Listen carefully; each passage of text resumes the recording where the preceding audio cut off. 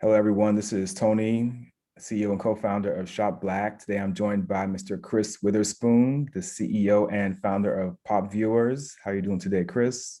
Hey, Tony, thank you for having me on. I'm so excited to be talking to you.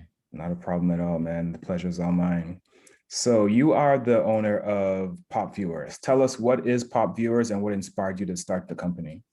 Yeah, so first off, PopViewers is an app. We're on a mission to help people discover what to watch next in this really overwhelmingly crowded landscape of content. There's too many shows and movies to comb through sometimes. So on PopViewers, the more you swipe on shows and movies, the more we learn about you, and we're able to suggest content for you across all platforms. But Mm, more importantly, we're letting you let your voice be heard. Pop Viewers lets you leave quick video reactions to what you're watching on on TV or any movies, and also mhm. associate a score to what you just watched, so that we have this crowdsourced score that comes from the people. And we're really trying to solve this problem for Hollywood in terms of what kind of content to make next, and through the lens of viewer sentiment and the opinions of real people, we can help make that happen. Right. To answer your question, what inspired me, I've been covering entertainment for a while now. I've been an entertainment journalist. I worked for thegrio.com as entertainment editor for several years, went to CNN as an entertainment analyst and later Fandango, Rotten Tomatoes. And what I recognize is that, a lot of the critics that cover TV shows and movies are overwhelmingly white men. More than Mm, half of the major critics in Hollywood are white men. So oftentimes Black content from people of color, about people of color, oftentimes slips through the cracks. So, in creating PopViewers, I wanted to create a platform, a tech platform, because just know this, you guys, Black people are early adopters of technology. We're the reasons why Clubhouse is cool, and TikTok and Snapchat and Instagram. So I wanted to create a tech platform that would allow Black people to come, give their opinions, show what they like and dislike, and most importantly, amplify the voices of diverse audiences in marginalized communities, so that we can then impact Hollywood to make better content for us. No, that's great. And not only are you amplifying the voices of the audience and the fans, you're also supporting the Black creatives. Like, how do you see PopViewers doing so on, I guess, on another level, helping the Black creatives out? Yeah, I mean, look, there was a big study that came out a couple of months ago while we were in the midst of, still rolling out the app and launching the McKinsey report. It was a study that was done independently, sort of assessing Hollywood and the business of Hollywood through the Mm, lens of Black creators, Black TV writers, producers. And what this report said is that Hollywood is missing out on $10 billion a year by not creating more inclusive content, by not giving Black creators the opportunity to greenlight shows and movies, by not putting at least one Black character in a leading role of a TV show or movie. So at the mm, end of the day, with PopViewers, as we grow this intentionally among a diverse audience of consumers, we're hoping to be able to take, sort of the sentiment, the views of the pop viewers, and show Hollywood, yes, you are right. People that are of color, diverse audiences, and audiences of all shades, they like diversity. They want to see this. And yeah. there's a lot of money, $10 billion annually, that Hollywood is missing out on by not creating more Black content. So we Mm, have a long way to go. And you think about the Golden Globes that happened recently this year, in the backlash when we found out in February in Black History Month that there have been no Black voters in the Hollywood Foreign Press Association for the past 20 years. wow. What that means, getting a nomination for a Golden Globe Award or getting a win, that just tacks on millions of dollars to your sort of value in the industry as a writer, as a producer of color, as an actress, a Black actor, a Black actress.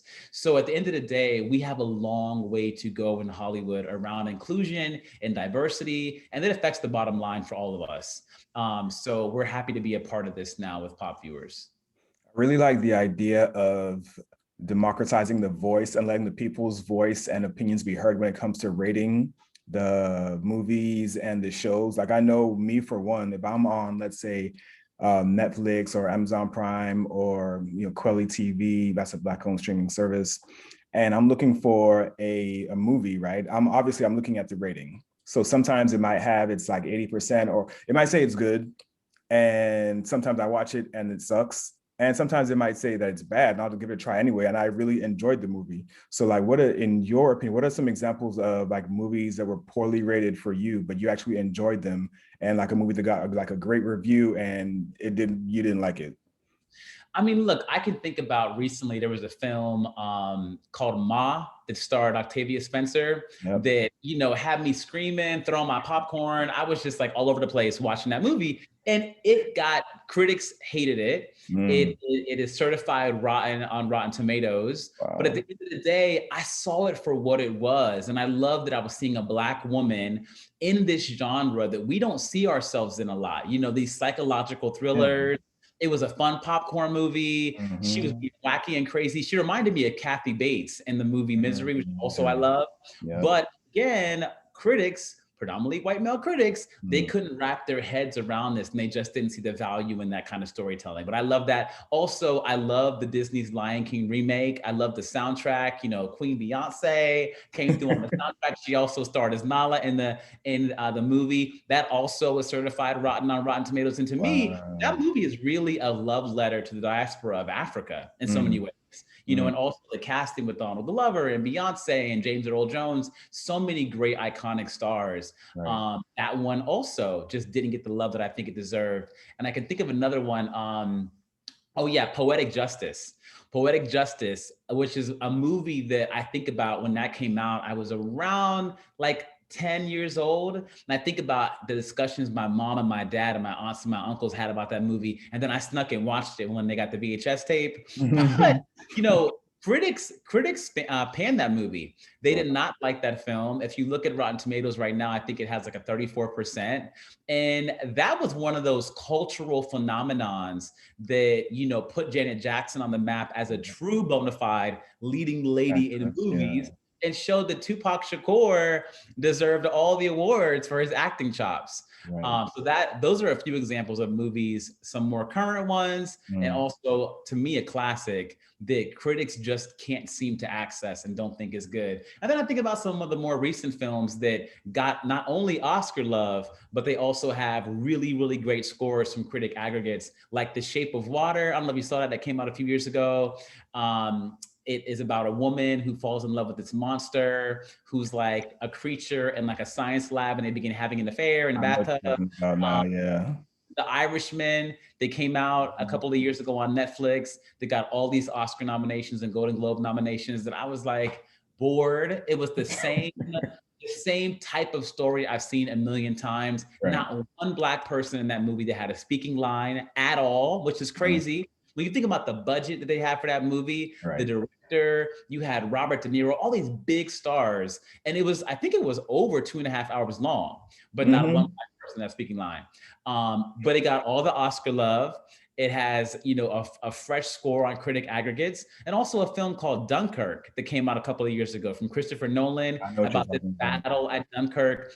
It was an Oscar frontrunner, got all these major awards. They had a huge budget for the movie, but again, zero diversity. Not a Black person with a speaking line, not even an Asian, no person of color. Wow. And I've seen a million war movies about, or war through the lens of the white experience. Right.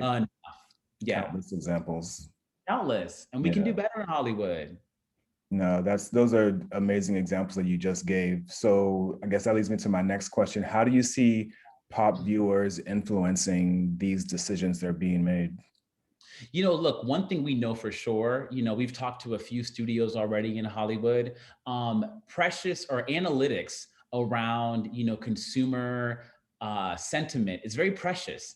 For many, many years, these major film studios, they go to malls and they pass out gift cards to get people to fill out, surveys to screen a movie early.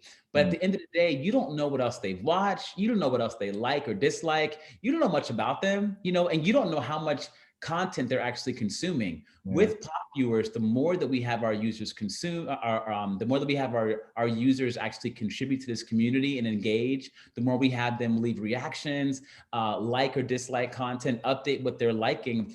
We're going to be able to take this information that we have and this sort of a library around their consumer habits and connect them directly to Hollywood, so that we can have the pop viewers become parts of focus groups. You know, Hollywood now wants to, or major studios, content creators, content distributors, they want to connect to real human beings, because trust and believe, cancel culture is real, cancel culture. And also, you know, there is now more than ever, because of the discussions that are happening around the lack of diversity and inclusion, there is more of an importance on, you know, really having diverse storylines and making sure that they're telling the kind of stories that matter correctly. So we're looking to be able to bring the pop viewers really into the fold. I love how Solange has that album, A Seat at the Table. We want our users to have a seat at the table. I want to get them our opportunities to screen content in advance. I get to screen a lot of shows and movies in advance. And I feel like if our users who are using our platform a lot, over-indexing, if you will, become verified users, why can't we get them screenings in major cities and also some small cities to screen content in advance and be able to fill out a survey or do a focus group around what they think is good, what could be better, and help inform Hollywood on to create better content. And that's one big goal that we have also, is to begin doing offline events. I want people to come together for watch parties, you know, at bars, restaurants, you name it. Because I do believe that as much as we are different in this country, in this world, the one thing that can bring us together is the content that we watch. I might not agree on your politics, but I'll agree with you that I May Destroy You was one of the best shows ever on HBO. You know what I mean? And that to me could be a way for us to really take this community offline and grow it. So what I'm thinking is, even other than Hollywood, I think it could actually be a platform where creators go on there and they kind of like browse and see people's reactions, and they're like, it kind of inspires them for their next project. Like, okay, people seem to want to see X. So even if Hollywood isn't going to do it, me, this independent film producer or aspiring creator myself, I'm going to make that film because I see what the audience wants. So that could be another way that it could be used. I love that, Tony. I love that. And you know what I think is interesting on PopViewers is some of our highly engaged pieces of content. So on the app, we have content that's, you know, we have an expansive library. So everything that you can think of that's ever come out, old or new, network, streaming platforms, theatrical releases, we have it, and you can engage on it. You can like it, dislike it, you can react to it. But I find it interesting that so much of the older content, like Moesha, Girlfriends, I can go on and on and on and on, that young audiences are engaging around that they're rediscovering it and they're binging it, they're leaving reactions to it, they're finding new ways to assess it. So to your point, I think that so many creatives probably can go back and look on PopViewers and look at the interaction today around content that came out 25 years ago and figure out, why are millennials and Gen Zers watching Girlfriends? Why are they binging Moesha? You know, what about that storytelling really worked then? And the reality is, so much of those shows didn't even get good budgets. You know what I mean? Like, to think how we could do these things now, how we can create a modernized version of some of these shows that our audience is indexing around or over-indexing around, that actually infuse these shows with, you know, a Black writer's room, Black director, Black executive producers, and give them big budgets, which we never had 20 years ago for TV shows or movies. I think that is going to be a big win for creatives when it comes to looking at the viewer sentiment on PopViewers. No, I agree. I completely agree. So Chris, what do you have? How can people support you right now? Listen, we are, you know, we launched the app in December. We're available in the Apple App Store. You can download us. Please download us. Give us a great review. Reviews really do matter on the app, but also in the Apple App Store. And more importantly, you know, we have a WeFunder campaign that we're doing right now. We are in the midst of it, where we are trying to raise funding to really grow this platform, to build our Android version. I want to do an HBCU tour this fall. I want to take this app to the community community. And we really do need people to invest in this platform. At the end of the day, what we recognize is Black people oftentimes don't get opportunities to be accredited investors. And WeFunder is really opening the doors for anyone and everyone to be able to invest in our company very early. And we are going to be a successful entertainment-focused tech company. And I want to be able to say that within the first 5 months of us being out in the game, that we had users that were owners, and they were people of color. They were people that reflect my community. So it would mean the world to me if y'all pull up and invest in PopViewers. Yes, indeed. I'm gonna put the details in the bottom description for everyone to go see. What website can everyone go to, and where else can they find you and contact you, Chris?